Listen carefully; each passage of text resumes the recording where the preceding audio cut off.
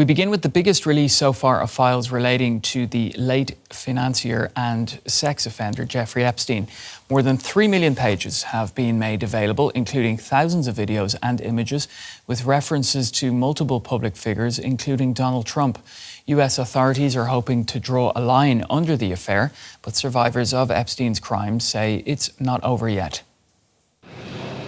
3 million pages, 2,000 videos and 180,000 pictures, mentioning people such as the US President, the then Prince Andrew, and Elon Musk.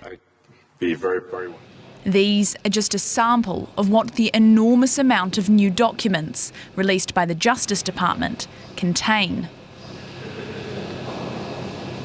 We did not protect President Trump. We didn't protect or not protect anybody. The latest Epstein files were made public after they were withheld from an initial release in December. The new records include thousands of references to Donald Trump, including emails in which Epstein and others shared news articles about him, commented on his politics, or gossiped about him and his family. The then Prince Andrew's name appeared several hundred times, including in an email chain which the Prince invited Epstein to Buckingham Palace in 2010, the month after Epstein had been released from house arrest for procuring an underage girl for prostitution. There were also exchanges between Epstein and powerful businessmen such as billionaire Elon Musk and Microsoft co-founder Bill Gates. The late Jeffrey Epstein and his relationships with the world's richest and most powerful people have been a source of intense intrigue for conspiracy theorists, online sleuths, and parts of Trump's MAGA base. But the man responsible for the latest release is not convinced this tranche will end the focus on the files. There's a hunger or a thirst for information that I do not think will be satisfied by the review of these documents. Blanche said the release marked the end of the process, but survivors of Epstein's crimes have said in a statement, this is not over. All right, we can talk now to Mark Shanahan, Associate Professor of Political Engagement at the University of Surrey in the UK. Mark, great to have you on DW News. So what does the newly released documents tell us about how the US Department of Justice, so the Trump administration as well, is handling? How are they handling the case? It's showing that the Department of Justice is very much in the control of Trump. There was a law passed back in November the 15th, on November 15th, demanding the full release of the Epstein files, demanding full transparency.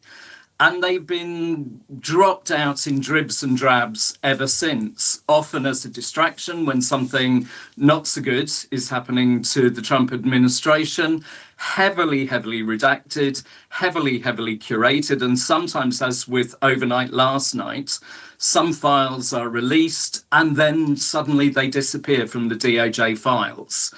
The Department of Justice has had about 100 lawyers scrolling through all of these documents since November, probably for a long time before November, trying to weed out mentions of the victims, but seemingly trying to weed out a lot of mentions of powerful people around Donald Trump who may be damaged by what is in these files. I mean, for Trump himself, This appears to be political kryptonite.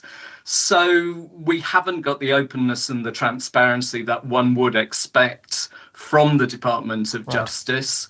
And looking at the last couple of weeks that Trump has had, not a brilliant Davos with the rollback on Greenland, the Minneapolis protests really turning public opinion against him. Even the release of the Melania film in the last 48 hours, which hasn't exactly gleaned many Oscar nominations. These all seem to be areas that he requires distraction and dumping. I'm going to jump in there. Very large amounts of documents. Yeah, sure. I'm going to jump in there because we've got a lot to get through on this topic. And as you mentioned, there are many more documents, but they've not been released. Could this not pile even more pressure on the Trump administration? Yeah, there's probably something around 6 million documents, so we're only halfway through them yet.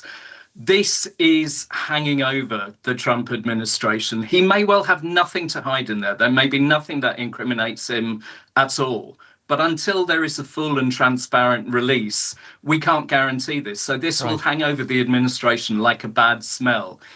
Before he was president, he wanted all of these released. Suddenly, he's done 180 on it and seemingly has stuff to hide.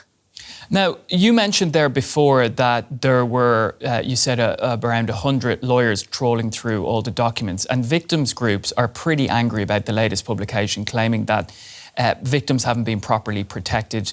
There's names being released and even photographs. Could there be legal implications then for having revealed the identities of the victims? And could this actually damage then the reputation of the work of the Department of Justice even further? Yeah, I mean, the DOJ's reputation is in the mud anyway under Pam Bondi. It has not been seen as an independent agency of government, but very much in Trump's hands. There are already many court cases from the survivors, from other people who have been named in the files against the government. And this will only embolden those survivors to bring more court cases, both for anything that comes out of these releases that show that investigations into their complaints were not handled properly. And secondly, this time for the release of names, tying them into documents while redacting the names of some very wealthy, some very powerful people. It looks as though the DOJ is protecting the wealthy at the expense of the victims, and that will cost them in the long term. All right, we're going to have to leave it there, Mark, but great to get your analysis there. Mark Shanahan from the University of Surrey joining us today from Oxford in England. Thank you. Thank you.